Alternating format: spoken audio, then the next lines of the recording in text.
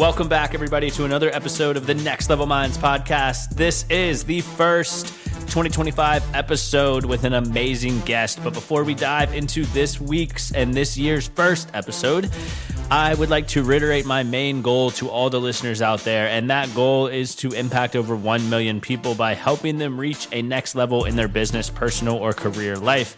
So the way in which you can help me reach this goal is by sharing this episode with a family member, friend, or colleague. You can also leave a review of Next Level Minds on Apple Podcasts. Let me know what you think. You can also follow us on YouTube, and then you can also follow my newsletter, Next Level Minds newsletter, which comes out on a monthly basis, talking about faith, family, fitness, finances, and the American freedoms that we have in this fantastic, amazing country. Other than that, this podcast is a business entrepreneurial focused podcast where we talk with guests, entrepreneurs, content creators, or just movers and shakers in their industry. And we really walk through how they got from point A to point B and overcame various adversities and various setbacks, and then ultimately led to a successful life. Because I don't know about you, but I personally ask myself all the time, how did these successful people build their business, build their career, build their success, and what advice do they have? And this show unpacks all of that. Questions, advice, you name it, you will see it and hear it here on the Next Level Minds podcast. As I mentioned earlier, goals to impact 1 million people, so please share the show.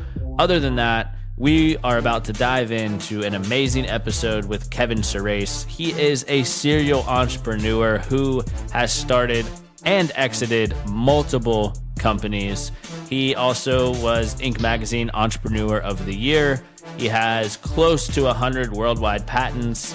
He also is very involved right now in AI and technology. So if you want to learn more about entrepreneurship, business, startups, and if you definitely want to learn more about AI, technology, and where it's heading, keep listening to today's episode. Again, Kevin Surace, let's go ahead and dive in.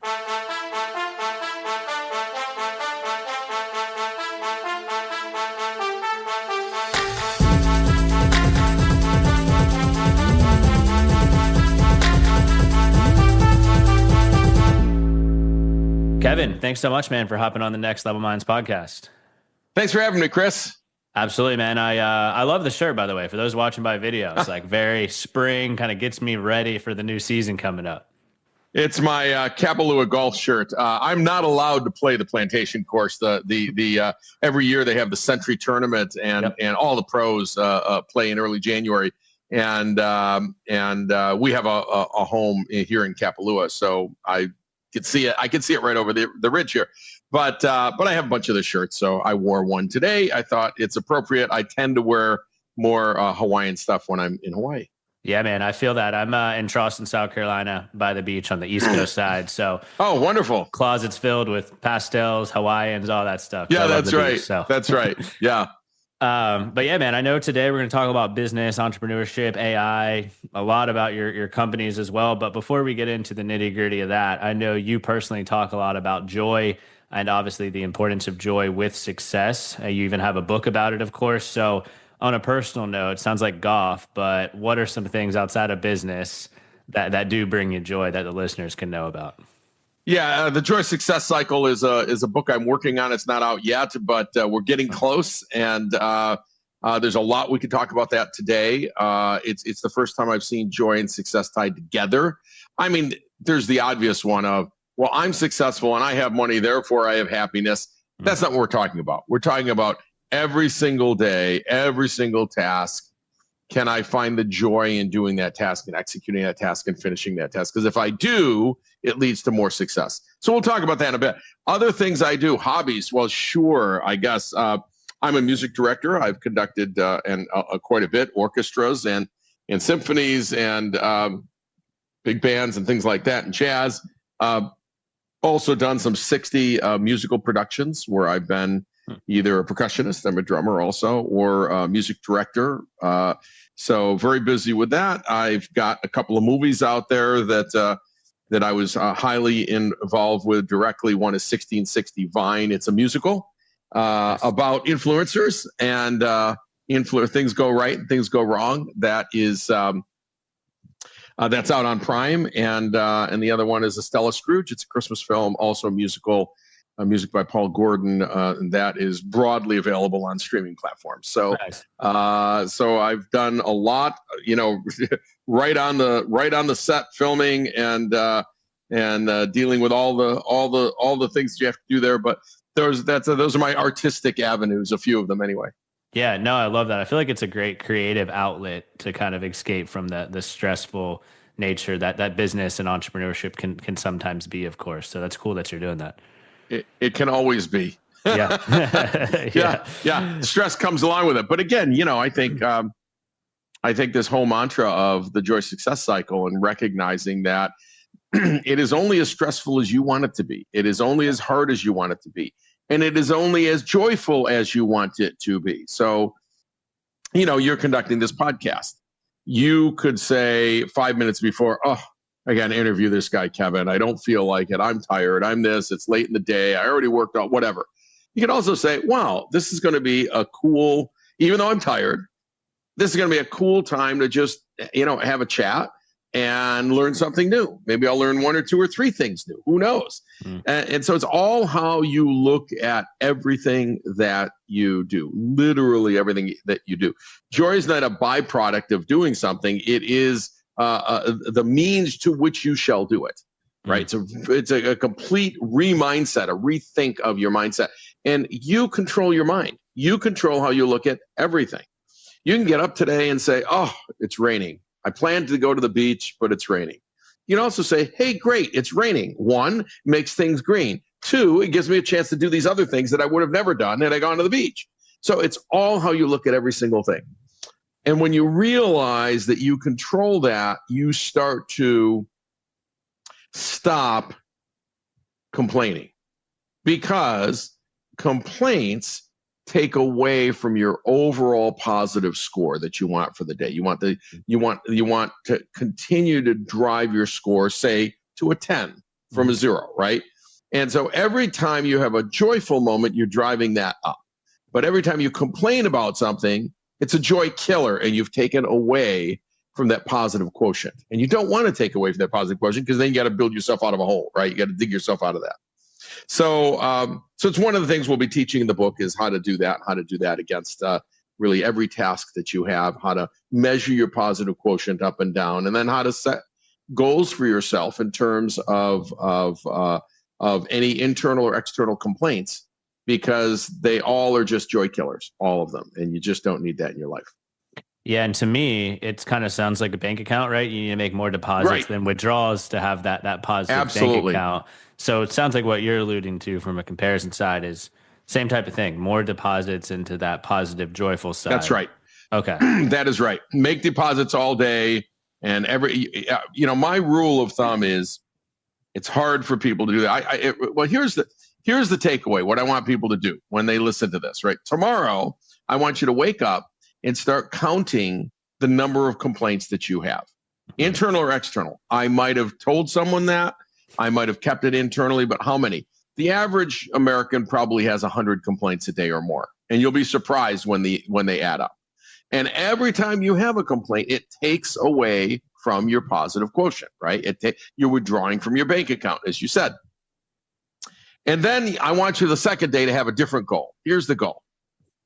You get 1 complaint, internal or external, the entire day. The entire day. You got to go from 100 to 1. Now, the reason this is an important exercise is that you get up in the morning and you go, oh, boy, my knees hurt today. You used up your entire quota for the day. You're done. That's it. All done.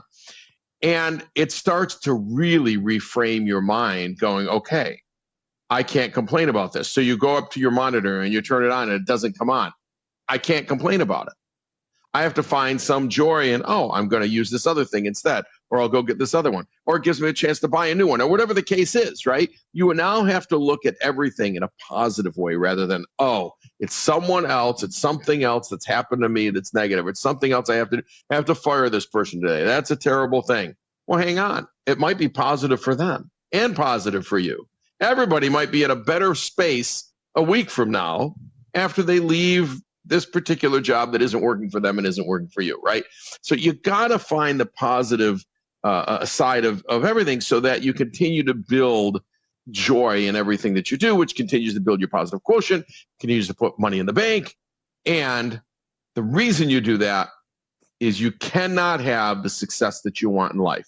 Could be monetary, could be family, could be going to the beach every day, whatever, without joy. Joy is the driver that gets you there. So this isn't foo-foo happiness. It isn't some kind of Zen thing. It's a different way to look at every single task in work, at home, either way. And the more joy you bring to each of those tasks, the more successful you will be. I guarantee it.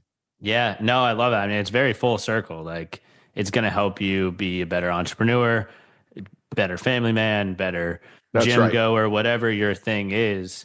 And to me, and I'm sure the book talks about this a little bit, and you will probably agree, to me, it sounds like a muscle. Like, the more you work on that joy muscle, the stronger it gets, right? Okay. That's right. The more you work on that, so I live that way all day. I have no complaints. I have nothing to complain about, which I think doesn't make my wife very happy, but I have nothing to complain about. There is nothing to complain about. I wake up in the morning and go, wow, the alternative to waking up was death. I could have died in my sleep. I didn't die in my sleep. This is a great day. The sun is shining. It's a great day. The sun isn't shining. It's a great day. It doesn't matter. It is the day will be what you make of it. Period. Full stop. And all of this came because people, I've got almost 100 worldwide patents, and people said, how did you do all of that? So my mind was open to it. Why was your mind open to it? Because every single task I took on, I looked at it from the frame of joy.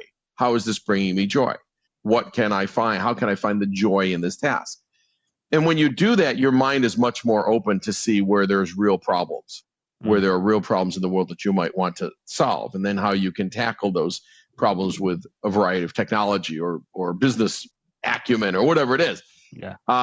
So really, all of that came from that. That's sort of the source of it all, and so I can tell you that when you live a life that is driven by this muscle of joy in every moment, it just changes everything. It changes everything. You will never regret a day. You'll never regret anything you did, because no matter what you did it with joy at that moment in time. Yeah, right? Man, I'm getting fired up over here. We're only like 5 minutes in. This is awesome. Thanks for bringing all this up. And speaking of business, I know you started a lot of different companies. You just alluded to close to 100 patents. I believe it's like 94. Could be wrong there. That's right. 94. Yeah, 94 if you're being technical here. But I know you started out in sales, which, we have that in common. I mentioned that before we started recording. So can you take us back, though? What was that moment where you're like, all right, I'm going to take the leap and jump into this thing called entrepreneurship and have that be the rest of my life? Sure. Well, let me go back to how I ended up in sales. It's funny. I was always into electronics, and I loved repairing electronics and learning about electronics and reading about electronics and how electronics worked, etc. But so I was going to college for an electronics degree, a double E, right? But as I graduated high school, I wanted to get a job. I needed money. I wanted money. Money's good. Money brings joy. Joy brings money. It's all good. So I applied and got a job because I was technical mostly, but I got a job having no sales experience at, in those days, an audio video retailer called Sounds Great in upstate New York. And I know we had maybe 16 stores, something like that, throughout the Northeast. A very successful company. And I very, very quickly became, out of 250 salespeople or so, one of the top 10 salespeople in the entire company in the Northeast. I didn't know what I was doing, but I was pretty good at it, and I understood the technology. So I could, a lot of it, I could sell video when no one else could. I could sell computers where, the other guys wanted to sell stereo receivers and speakers because they had that down, and turntables, which are back.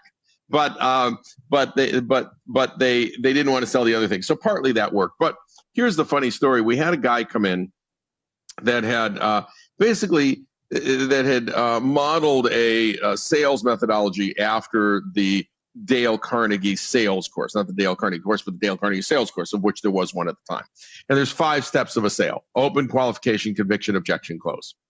And there, by the way, you can take a million sales courses. Those 5 will be there. They may be named something different. Maybe it'll be 7. Maybe we repeat one. But basically, you're going to open, right? You're going to qualify or listen to their needs, right? Understand their needs. You're going to convince them that you have something to meet those needs. Then you're going to handle their objections. It's price. It's my wife. It's my this thing. It's the color. And finally, you're going to close. That's what we do. Those are the 5 steps. You will do them in that order. You cannot skip any of them. And salespeople I've worked with over the years, the worst ones are the ones who think they're fantastic and they skip right over the qualification phase or the learning phase, right? And they go right into, "Hi, I'm Kevin. Let me show you what we have. We have this incredible, here it is. We have this incredible luxury home magazine." It's not going to do it because of the way my camera's set right now. And you're going to love reading it. You're going to blah, blah, blah, blah, blah. And the guy says, "Excuse me, I'm blind. I can't read." Right. You never listened. You never asked them what they were looking for. Right. So anyway, I took this course, but I was already in the top 10 and I kind of blew off the course and I flunked the final. Now, I wasn't going to lose my job because I was one of the top 10 salespeople, but I didn't take it seriously. And my manager is named Mike Rest. I thank him for this. Great guy. He calls me and he says, "Kevin, what happened here?" "Well, blah, blah, blah." He says, "Yeah, you were full of yourself. You had all kinds of hubris. You ignored what they taught you. You didn't pay any attention because you're so good, and you flunked the final. I mean, it wasn't that hard. How could you flunk the final in this thing?" Well, he says, "Listen."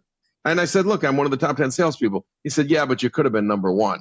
And now you're stuck at number 10 because had you learned the course and done that, think of how much better it would have made you." It's a little bit like, I'm Tiger Woods, but I still need a golf coach. Why? Well, because they can see things I can't see and they can teach me new tricks, right? So the next time the course was taught, a few months later, I took it super seriously. I said, "Hold it. I can make more money if I learn this stuff and add it to my toolkit." So I did. I learned all that stuff. I added it to my toolkit. I got 100 on the test. I became a teacher of the course. And then I've taught variations of that course the rest of my career to my sales teams. And then I became often the number 1 or number 2 or number 3 salesperson in the company, right? So so that was a great lesson for me that I never really needed again. It was like, Kevin, there's always more to learn. Be humble. No matter how much you think you know, you're not going to learn anything by listening to yourself that you don't already know. So you have to learn these other things. And so I have taught, as I said, sales teams often this course, and I can tell who's listening and who isn't when they take the test and all of that. And the ones that blow you off, it's like, goodbye. Actually, you're never going to do as well as the people who want to learn. All right. So then I took that skill and combined it with my engineering degree from Rochester Institute of Technology, ultimately. And I went to work first in a regular large company with, 50,000 employees or something. Well, I was at IBM, and then I had a company called National Semiconductor. And then I went to a smaller company, and that was actually good because I got very large to medium to small. Because to go out and do your own company, there's a lot you need to know. And I think that, look, it's not that Mark Zuckerberg didn't make, $100 billion right out of college, not even graduating from college, right? Yes, I know that. And so did Bill Gates, et cetera. But the truth is, you are a much better entrepreneur if you have some large company experience, some medium, some small, and some very small. Because once you're in a very small company with like 10 people, you learn finance, you learn sales, you learn marketing. You're in with everybody, right? And you want to walk away and run your own company with examples of those skills. You want those skills inside you already, right? Not that you were the head of marketing, but you knew everything that he or she did by the time you started your own company. So I always recommend to entrepreneurs, go work for some companies. It's great to work for a big one for a couple of years because they do things in a certain way. Go find a small startup and work in that and figure out, by the way, what they did right and what they did wrong. chances are they're going to go belly up because statistically that's what happens, 9 out of 10. But go learn and watch what they do and learn what works for you and what doesn't. Learn what marketing does. Learn what sales does. Learn how they go after it. Learn what the issues are in engineering if you've got a technical company or whatever it is, whether maybe it's a hardware company. They got to make hardware, right? Learning all of that and then starting your company makes you so much better, such a better engineer, such a better leader, such a better entrepreneur, all up, right? So highly recommend that. Yeah. And that's what I did. I took that route. No, that's awesome. I love that you mentioned that. Like I've had experience on mid-size level, like about 1,000. Then I jumped to like 10, learned a lot there. And then now I'm back at like 50,000 Fortune 500. And it's interesting because like each company I've been at, I can extract so many lessons, especially the 10-person company. Because you're right, like I was in sales, but I was sitting right next to finance, to marketing, to this, to that, learning the intricacies. But like large company level, it's like obviously, as you know, you're just in your small little lane in this giant pool. But it is cool because you can kind of see, okay, this company was started in the 70s and they've built out all these great systems and processes, and okay, that's cool how they've been able to do that. So, but I love your approach too of like, go work for that smaller company and like get all of that experience and then kind of take that. So first company that you started, it was Air Communications was the first one after sales? Okay. It was Air Communications. That's correct. And we made the world's first cellular data phone. And that was in the early 1990s. Okay. And that was where you kind of took that electrical engineering expertise a bit from that, or? I had my degree in EE. I had already been working in other companies on hardware products as well as software products. I did hardware and software all the way through my career and through university, right? So I could code and I wrote code. I could design hardware and I designed hardware. I could work on the mechanical issues, the industrial design issues, which I did, and I still do. When we look at some of my current companies like Token Ring, I have worked on hardware, I've worked on software or interacted with the teams that do and help manage that. I've worked a lot on the industrial design issues, the manufacturing issues, because over not only university, but after that, throughout my career, I got to really be involved in all of those kinds of activities, right?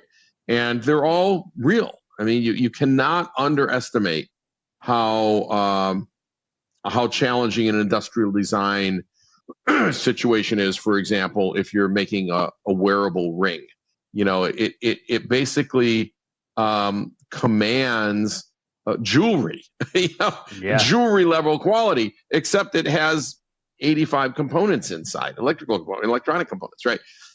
So that's really fascinating to think about all of the technology and all the knowledge and all the history, all the experience that has to go into making something like that. Yeah. What's your thought process when it comes from idea to putting it down on paper to actually like take it in and run with it? And got kind of a two-parter here.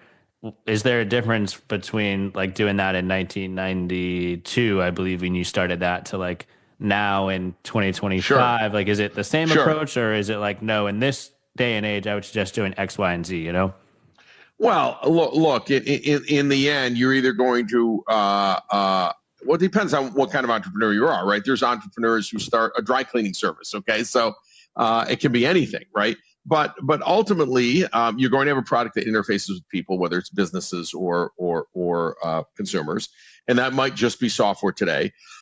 If it's just software, you can expand infinitely in about a day, right? Because it's the web, and you can do that, or it's mobile, and you can do that. If it's hardware, you will surely underestimate how hard it is to create that hardware and make it reliably in volume, for sure, because hardware's hard. And so, what's changed? What's changed is the ability to get your information, idea, product, market, whatever, to billions of people. Mm-hmm. We could not consider such 1992, you'd run an ad in a magazine. That's how you'd get to people. there's no online yet, right? So you'd run ads in magazines. You'd try to get some articles in print magazines. Maybe you get a TV spot. We might put an ad on airplanes that had the little, things on the back of the seats. They started to have those. So, you would try to do all kinds of crazy things, radio, to get to where people would hear about you, right? Well, today, look, I can use LinkedIn, Twitter, Facebook, Insta, etc., and literally touch a billion people if that's what I want to do, if I have enough money and time to do it. But there's a model to do it. And nobody would say, I'm only going to advertise offline. You're going to do what? Who's going to find you? Mm-hmm. Right? So we now have models and methods to get our products and services in front of everyone we want to, whether it's local, whether it's regional, whether it's national, whether it's worldwide. And we can do so in an hour, literally. Right? Yeah. I can come up with something that's viral on YouTube, gets picked up on the other social networks, and before you know it, I've had 2 million views. And 2 million views, wow, I got to 2 million people just like that. Now, in 1992, clearly I could have bought a Super Bowl ad and done something similar, or an ad on some other very popular TV show, Friends or something, right? But that's about it. I mean, you're kind of limited in what you could have done other than very expensive television.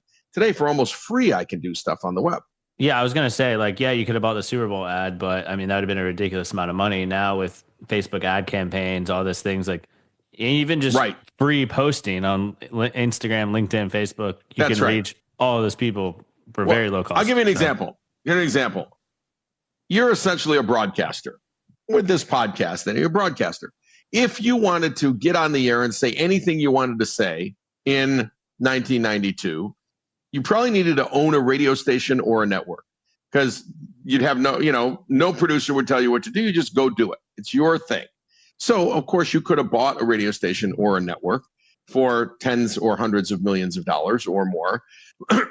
And it would have taken millions and millions of dollars of equipment to broadcast your signal out to the world.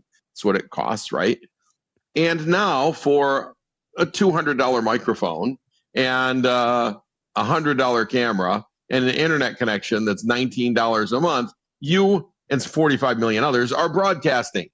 Yeah. Now, there's a long tail on that, right? There's a few people up at the top, like Mr. Beast, that's making 65 million a year in this business, right? Period, full stop. And then there's the long tail, and most people make absolutely nothing. Right. Yeah. But they're enjoying getting this information and conversation out there, right? But can you imagine the following? By this technology now being available and the cost being so low, we have democratized access to broadcasting. Anyone could be a broadcaster. Anyone, for almost no money. And again, in 1992, if you wanted to do that, if you didn't have the money, you would have to go and pitch yourself to a radio network or a television network and beg and plead for airtime or get hired. The chance of that happening is zero, right? I mean, the chance of you having that opportunity in 92 would have been zero, because very few people had that opportunity. Almost no one. There were 5 radio personalities, and that's all there were. That's it. Yeah. But there were 500,000 wannabes that never had the chance to go pitch themselves in New York City at corporate headquarters of ABC and get the deal. Right. Not going to happen. So this democratization of technology is interesting. The democratization of marketing and being able to reach billions of people so quickly changes the game for everybody who's an entrepreneur, because you can go out and try to reach everyone if you want to. Yeah. So obviously, that's positive to be able to do that, but how can one kind of separate themselves when everybody can do that, right? Well, that's always the case, right? I mean, you want to have moats around your product. One thing I don't love, but people have been successful, is we are seeing people with products or offerings that really have no moat around them, meaning anyone could have done the same thing in a weekend, but they were first and somehow got some viral activity, and now you can't beat them, right? Can't beat them because it went viral and you didn't, and that's it. So that's kind of interesting. You have to really think about, do I want a moat around my product line? Is it so hard that no one else can do it, or is it so easy It's just an idea that anyone can do. So now I really have to be first, and I really have to be the best at marketing. I have to be, and I have to be so good at building that brand in an internet methodology that nobody's going to beat me, because I've got the first 1 million users, and everyone else has got 2,000, right? Yeah. So then it comes down to marketing, and people would say even in 1992 you'd want to differentiate yourself through marketing. So I don't think the fundamentals of marketing have changed. All of the rules around getting people to see your brand 3 times before they try it and all of that are pretty much the same. It's just we have many more avenues to reach millions of people in a pretty low cost fashion. Yeah, I also feel like too, at least from my perspective, like I personally am the consumer that likes to invest. When I say invest, as in buy their products, that has like similar core values, beliefs as I have, and then seeing that branding is like protein, for example. Like I like to use a protein company that has like good core values and American made and all that. And it's like, okay, like maybe it's a little bit more expensive than this random one off Amazon, but like this aligns with who I am as a person. Yeah.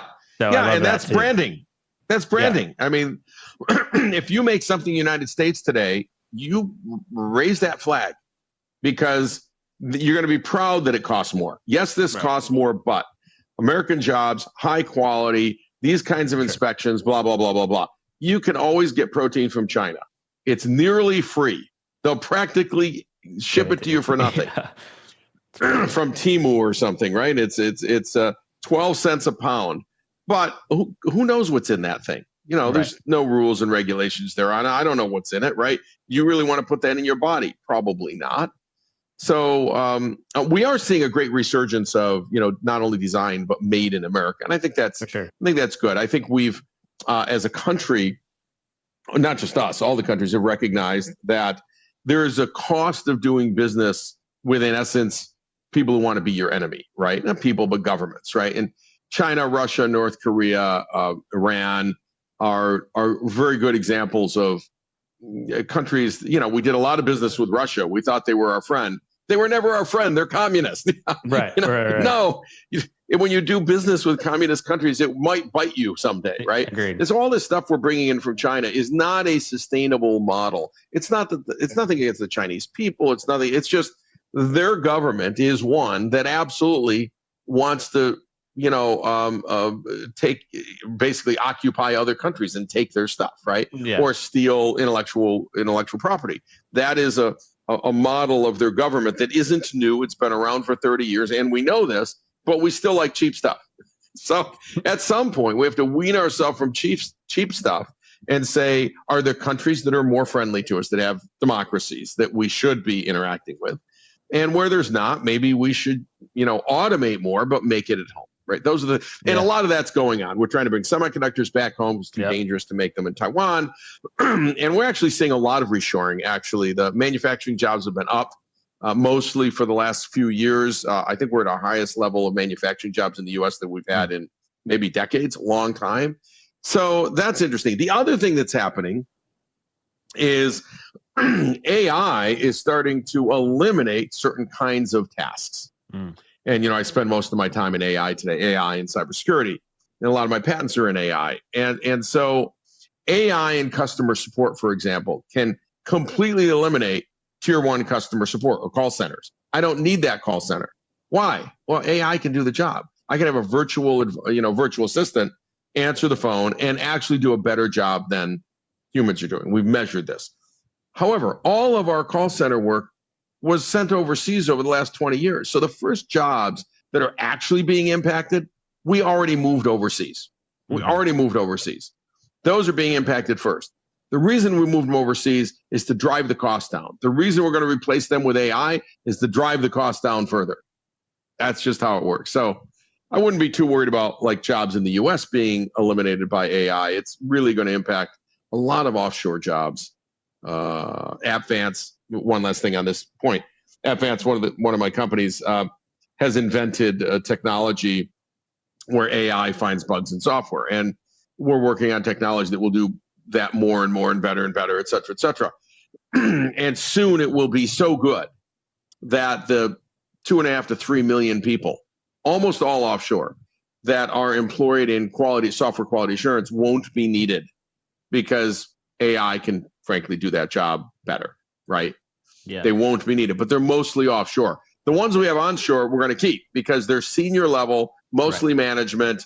They're at a different level of authority and strategy and architecture than sort of the doers that are offshore. So those jobs that are offshore are at great risk, and we're seeing that. Even at AppVance, we see, depending on who we're working with, hey, I've got a team of 282 people. I don't want to make it smaller. All right, we're not talking to the right person who can buy, right? The person who can buy says, you can do this 10 times faster at 1/10 the cost. Yes, I'll take that. I'll take that. And by the way, technology over history has been about improving human productivity. And so much so that some tasks are eliminated while it creates opportunities for others. The wheel eliminated some tasks and created a lot of opportunities for an awful lot of other people all the way to today. Yeah. Along those lines, I was listening to Kevin O'Leary the other day talking about AI, and he was like, it's going to be the implementation side of AI, which is going to be a good opportunity. So like to that point and to your point that you just we call mentioned, applied AI. What are your kind of perspectives as in like those opportunities that are out there in the future? It's all about applied AI. I've been in the applied AI space. So there is a core AI creating new models like the transformer models, like at OpenAI. Great work, freaking smart, way smarter than I am. Applied AI is where you take that and say, how do I apply it to this field so that X number of people can take advantage of it? Millions of people can take advantage of it, right? And so there's these foundational models, and then it's how do I use that foundational model in a unique way? That's way outside the purview of what OpenAI would do themselves, but adds incredible value. I mean, what we're doing at AppVance is an example of applied AI. We have a couple million lines of code on top of the AI models. So you're leveraging AI models, privatizing those AI models, retraining them in certain ways and using them in unique ways. And it's a couple million lines of code just to do that outside of the models, right? So it's not something you do in a weekend. It's not something that you go, hey, I've got this idea. Me and my friend will just do it. We've had a couple companies do that, by the way, kind of start and say, oh, we can fully automate, blah, blah, blah, blah. They're all dead. Like they lasted about 3 months and found out it was literally 1,000 times harder than they thought it was. It is literally that hard. So applied AI, AI agents, which is a type of applied AI, going to be big. Humanoid robotics, leveraging large language models, both speech and listening, speech to text and text to speech, are going to be huge by 2030. I don't know. People are saying we're going to have 1 billion humanoid robots. Probably. I don't think that'll be by 2030, but it might be, 2040. But we will have humanoid robots in our homes by 2030, just in 5 years. The changes that have happened this year in humanoid robotics in terms of training, up until this year, we mostly wrote rules-based systems. It was all code. So if I wanted the robot to pick up this cup that you can't see really well, but there it is, I would write code to say, all right, here is the visual acuity. Here's the visual line.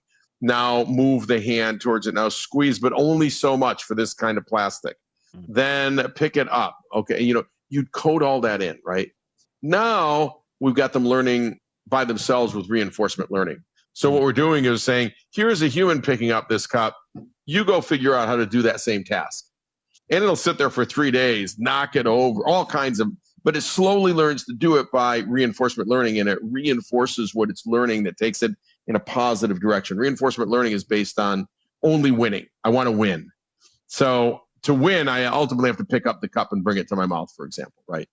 And once it learns it, since it's all like code, essentially, is it then like 100%? Is it 100% success rate of picking up that cup then in that situation? It can, most reinforcement learning drives to 100% success rate in the test. Okay, that's how we taught computers to play games. We didn't teach it to play the game. We just said play it 1,000,000 times and learn yourself until you can't lose. And eventually, you can't play a computer anymore at chess and you haven't been able to for a very long time, for the last 15 years, your phone would beat you at chess. Why? It's not beatable. You might tie, but you can't beat the computer. That's ridiculous. It's not possible. You can't beat it at Go anymore. You can't beat it at any game. So it's pretty easy to train these things, and they'll train up a neural net basically and learn all of the idiosyncrasies of winning. Yeah. That's it. And they've learned it. And so this is just a winning game. The win is I pick up the cup. The next win is to make coffee. The next win is to put the dishes away. The next win is to change the sheets on your bed, right? All of those are in. Yeah.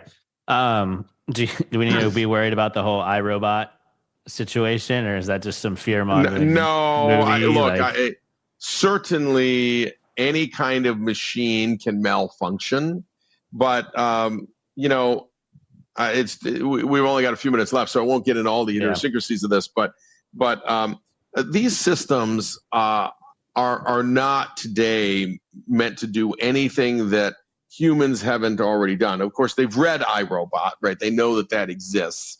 They know that love exists. They know that robots going crazy exists. They know that nuclear bomb, but they don't know in the way we think they know. So when you talk to ChatGPT, you go, wow, I had no idea it knew that. Actually, it doesn't know anything. All it did was build a humongous neural net with trillions of inputs on how to put one word after another in a particular sentence, and it goes and looking for that best match. So if I said, does Chris Chapman host a podcast? It might come back and say, Chris Chapman hosts the following podcast, right? Why does it do that? Because it's read about that, right?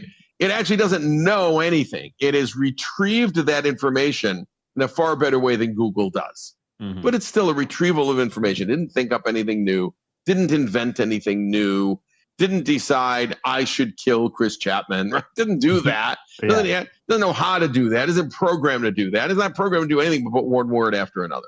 And so even when we're going to interact with these robots, they're based on transformers and LLMs. They're putting one word after another, and then they're executing only the tasks that they've been taught, right? And they've been taught to clean and cook and service you in certain ways.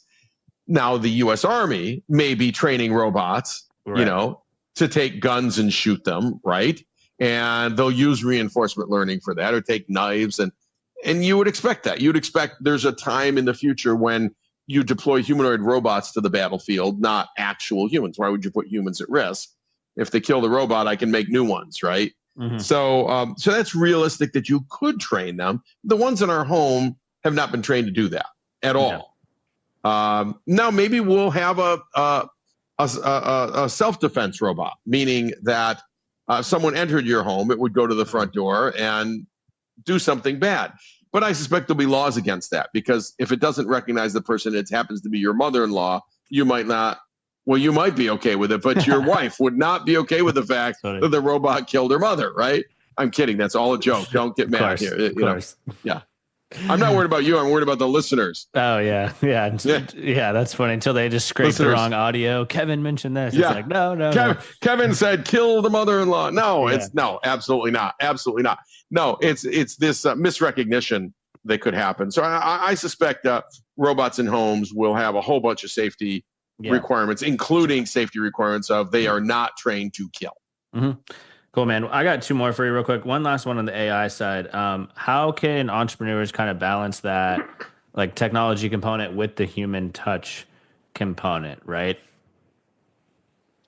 Say it again. How can entrepreneurs out there, business owners that are with leveraging the AI balance the other human stuff? So I use AI for everything. There's almost nothing I don't do without AI. I summarize work. I analyze documents. I do everything, right? I ask it for the appropriate email reply. Look, first of all, LLMs can be as human as you'd like in terms of what they're writing. If I want to write 52 blog posts today, I can, and I can make them very much in line with the way I speak, because I can teach it how I speak and then say, do it aligned with the way Kevin sounds, right? And it will. It's just doing what I told it to do. It's just a machine. And so you can make this as human as you want. I look at these as extensions of our brain, right? I'm still in charge, It will sound like me if I want it to, right? It will replicate what I would have said. It'll just do it a million times faster than I could do. So I can amplify my brain power by 100x using these tools. But it's my brain. I'm amplifying my brain. It doesn't do anything by itself. I have to initiate what I want. I would like a blog post on the joy success cycle based on this chapter of my book and a summary and 3 points that come from it that people need to do. Boom, it's done in 5 seconds. I could write that. I know the material. I wrote the original material. But for me to write it and do that would have taken 2 hours because I'm starting with a blank piece of paper, right? And I fiddle with and so it's amplifying my brain power.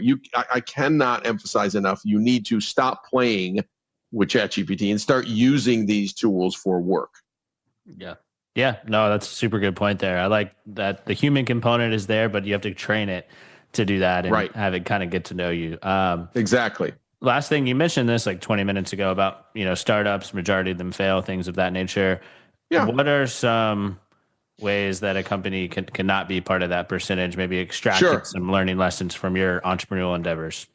Number one, solve real pain points. Most companies that start, at least in Silicon Valley, but maybe around the world too, have a great solution for which there is no pain point that anyone will pay for. It's a great solution. Well, I can print this in green.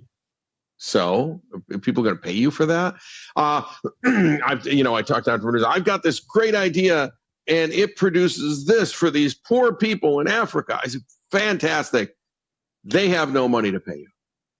Right. Yeah, but you're right. It's a great thing for a nonprofit to do. It's a great thing for the Gates Foundation to do, right? It might not be a great startup because the people you're selling to can't pay you. The best startups sell goods or services to businesses or people who have money to pay for them and have a real pain point. So when I invited Quiet Rock, it was important because we had noise coming through walls in hotels and condominiums and townhomes, and people were getting sued. So if you could have a piece of drywall that was soundproof, that would stop that noise. That's a great thing. People will pay you a lot of money for quiet. And they did. That is a multi-billion-dollar product line today, right? When we retrofitted the windows in the Empire State Building, that is something that people would pay you for because they got their money back in 3 years. When we invented AI at AppVance, all of our AI ties right back to either labor you have today or labor you would have purchased to achieve these results. And so you decide, is it real savings or is it soft savings? But either way, this machine will do work for you, the equivalent of X people, right? Some you may have, you may not have. This may be aspirational work you want, right? Those are real problems. It's faster, it's better, it's cheaper. People pay you for that. So job one, solve real pain points. Don't come up with a fake pain point. And just because you think it's a pain point, you need to go out and ask a lot of people, do you have this pain point? If we solve this for you, is it valuable, right? If they say, no, oh, you don't understand. Maybe they do understand. Look, your customers cannot design your product, but they can tell you about their pain. Can't design your product. If they could, they'd be working for you. But they can tell you about their pain. And Steve Jobs was famous for this, right? People didn't know. This is interesting. Right? People didn't know they needed an iPhone until they put one in their hand. And then they go, how'd I live without it? And Steve could sense they had a pain point they didn't know they had, but they had because they didn't have access to their information 24/7. Because when they were driving or they were somewhere, they're just out away from their home, they had no access to their information. And we were becoming an information society. So if you could deliver all that information to them, including phone calls, texting, messaging, emails, calendar, contacts, web, that would change their life. So they actually, all of us had that pain point. We didn't know we had the pain point because we never knew what life would be without it, right? With or without it. Now, if I take your phone away from you, actually, if your phone dies, you run to the phone store and fix it. I mean, it's like you don't continue on with life. Life ends when the phone goes off, right? It's fascinating. So look for real pain points that you can really truly identify that people will pay you real money for. Who thought that people would pay $1,500 for a cellular phone? Right. But you can't live without it. You can't live without it. That's what's fascinating. So anyway, there's a couple of things. There's a million more lessons, but for today, at 52 minutes and 37 seconds, I think we've done pretty well. Yeah, man, I love that. I think that's a huge nugget right there. Lastly, where can people connect with you? When's the book coming out? All those great things there. Yeah. Book will be out this year, 2025, and kevinsurace.com is my website. It's my first name, last name.com, kevinsurace.com. And my LinkedIn is there, and I do answer my LinkedIn messages as long as they're nice. Right on, and not spammy either, right? So not spammy. I get a lot of spammy ones. It is what it is, right? Always trying to sell you something. Yep. And the book is Joy Success Cycle. Is that the Joy Success Cycle? And out later this year. The final draft is sitting here, but I always think it's final, and then I think of more things. Yeah. And then it's not final anymore. Yeah. Yeah. Absolutely, Kevin. Well, man, this was an absolute blast. I know the listeners got a lot of value. So thanks again for being on the show. Thank you for having me, Chris. Well, that's it, everyone. Thanks again for taking the time to tune into this week's episode of Next Level Minds and listening to what Kevin had to say. Be sure to connect with Kevin on his website. Be sure to look out for his new book. And as I mentioned earlier, we have a fantastic Next Level Minds newsletter where we talk about faith, family, fitness, finances, and American freedom. So be sure to subscribe to that. The link will be below in the show notes. And last but not least, if you got value from this episode, go ahead and share it with a family member, friend, or colleague. And together, let's reach that goal of impacting 1 million people.